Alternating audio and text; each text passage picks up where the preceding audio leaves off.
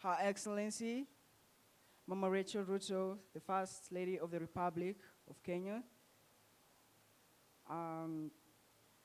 Pastor Ruth, Pastor Dorcas, all government officials present, all dignitaries, ladies and gentlemen, my fellow children, good morning. Yeah, my name is Samuel Smith, and I am currently the president of the Kenya Children Assembly. And I'm from Mikindani Primary School, Mombasa, Kenya. And I'm very privileged and honored to read the declaration on behalf of all the African children. Before I start, I'd like to thank Her Excellency Mama Rachel Ruto for sending Dr. John from Mama Doing Good to join us in the Children's Climate Summit.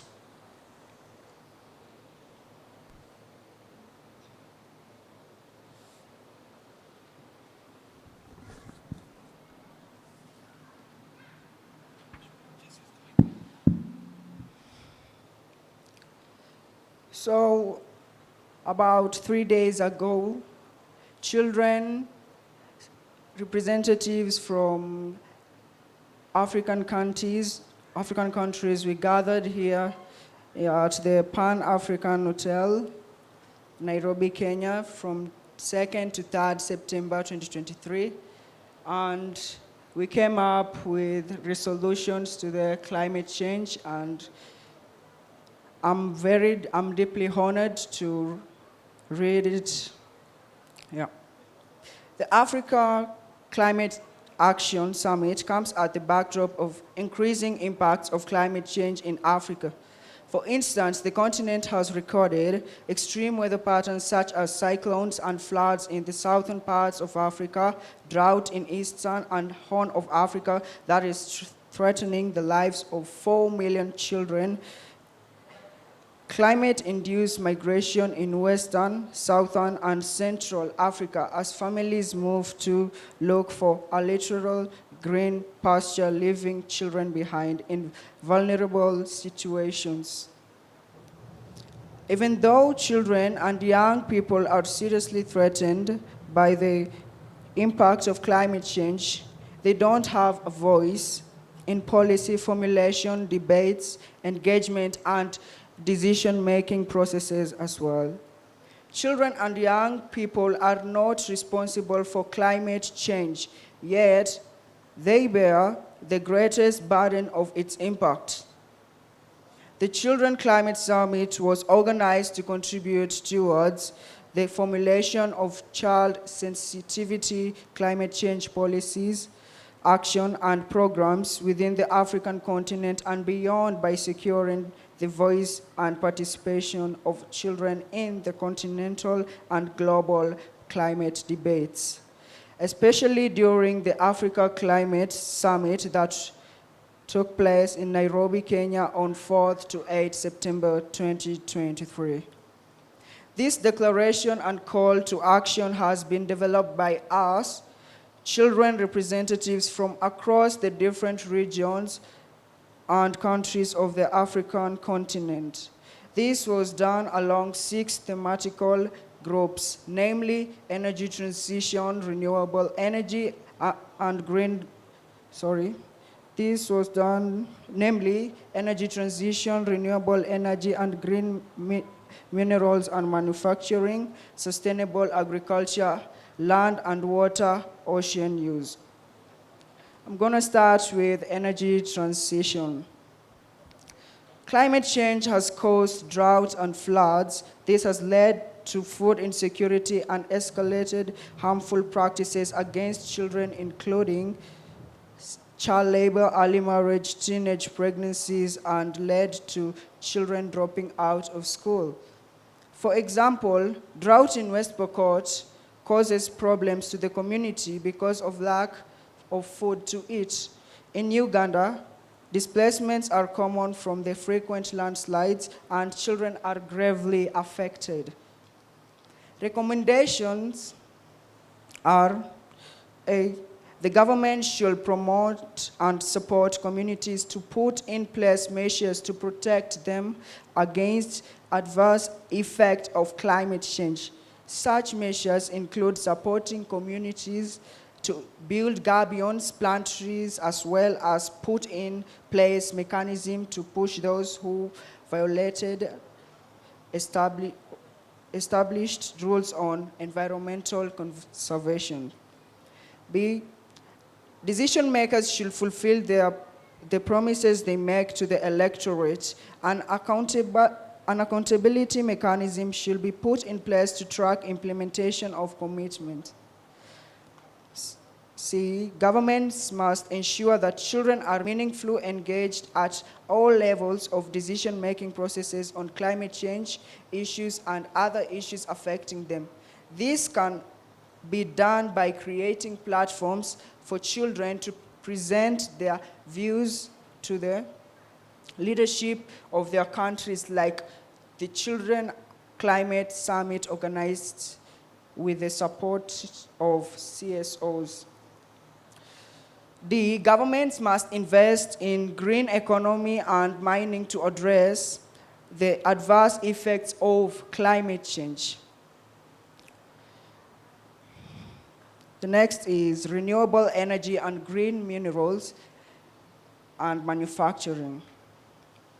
So climate change has led to droughts and famine, resulting in the death of animals. For communities that depend on animals, like the Maasai of Kenya, this is a big disaster. With no property, parents will lack finance to pay for school fees for children. In most cases, they will marry off their girls to replace the dead animals to get finance to pay for school fees for their sons. In such circumstances, girls will be expected to undergo female genital mutilation in preparation for marriage. Deforestation also leads to loss of habitat for animals, leading to migration, death, and displacements of animals. Some of the recommendations are: A, the government should create awareness about the impacts of climate change and ways to mitigate adverse impacts of climate change. This should include education on disposal of plastic and recycling. B, government should partner with civil society organizations, schools, and children to sensitize communities against the harmful practices emanating as consequences of climate change. Such practices include child labor, child marriages, teenage pregnancies, female genital mutilation, and children dropping out of school to seek a livelihood. C, corruption is a big challenge to efforts to address climate change related issues. This includes tolerating of people illegally cutting down trees. Governments should promote intensivity providers or investors of renewable energies, including solar, biogas, and hydro power, among others. 3, sustainable agriculture, land and water, ocean use. So weather patterns have changed, rivers have dried up, and when it rains, communities experience floods. The excess use of agrochemicals for farming has affected soil quality. This is partly due to deforestation and ignorance by the public and children on sustainable agriculture, land, and water use. Our suggestions were: A, the government should allocate finance to support sustainable agriculture, including digging of boreholes and other necessary infrastructures, such as building structures to prevent cyclones. B, when disasters strike like displacement, the government should support children to resettle. Such support include medical support as well as to go back to school.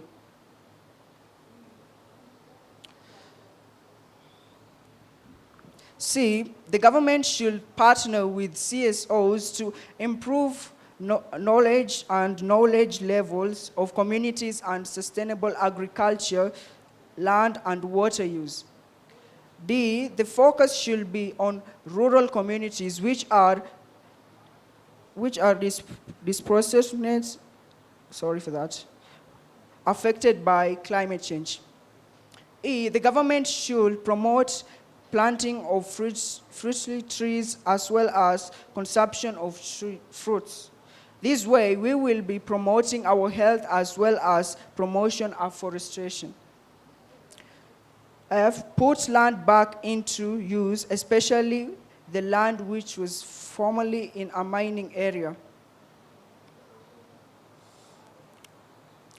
I'm going to move on to number 4, sustainable infrastructure and urbanization.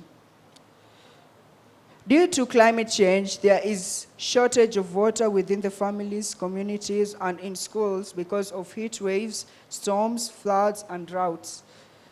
When these droughts, livestock die, and our parents are unable to plow and produce food for us. Our parents sell livestock to support us, pay school fees, so if the livestock die because of drought, they are unable to pay school fees for us. These factors has impact on the children by causing food insecurity, increased incidence of child labor, early marriages, teenage pregnancies, and high rates of school dropouts, crime, jobless, and female genital mutilation. Our recommendations were infrastructure development that help arrest and reverse the adverse effects like building dams. B, investment in progressive agricultural technology like irrigation and also advancement of fruit farming. C, consider establishment environment tax for polluters to take responsibility for the actions causing pollution. D, they should recognize and respect children's views and ensure they provide a platform for the children to participate in climate change engagements. E, the government should provide necessary resources in the northern part to create renewable energy. I'll move on to natural capital. Climate change disrupts ecosystems which affect animals and nature conservations which lead to natural disasters such as hurricanes, heat waves, floods, and droughts. These events cause loss of forests, wetlands, and other natural resources in our communities. Also, this results in reduced crop productions, poor livestock productivity, and make our communities and families to suffer. Farmers are struggling to adapt on these changes, and this affects our environment, economy, and food insecurity. Our recommendations as children were: A, the government should invest in nature conservation, education in schools and communities. B, government should support children to lead nature conservation awareness, raising campaigns in communities and schools. C, other parts of the world have done a lot of damage to the world. Our leaders must demand greater investments from those leaders to make it right. D, leaders should initiate and support projects that enhance and support the mitigation of climate change challenges like building of solar panels, wind energy, among others. E, leaders should implement their commitment on climate finance. And last one, government to add more money for companies to mitigate climate change. The next one is adaptation and resilience to climate risk. So, the current adaptation and resilience strategies do not include the voices of children, government, and leaders. Governments and leaders make empty promises and commitments, but they do not implement their promises and commitments. Our rights as children are affected by the climate change, but leaders do not think about us when they make decisions. Our recommendations were, A, decision makers should act on their commitments and ensure that the good policies that have been developed are implemented. B, children should be involved in decision-making processes because they are more obedient and will always do what they are told, unlike adults. C, governments need to guarantee children their rights to education, health, and food, even during crises caused by climate change, including floods, displacement, droughts, climate-related wars, etc. D, companies that work with fossil fuels can still pollute the air, and so the government should build the companies away from the communities. Number 7, climate finance and carbon credits. Our issue as children is people and companies that pollute the environment, which affects our rights to healthy and safer environment as children, are not punished, and they are not doing to fix the problems they caused to the environment. Our recommendations are the public, including children, should hold the government, leaders, and those most responsible for polluting the environment, including companies, accountable of their actions. Such companies should be denied access to finance if they are to use the funds for building industries that use fossil fuels. Ask for money to build industries that use fossil fuels, and banks should not lend to such organizations.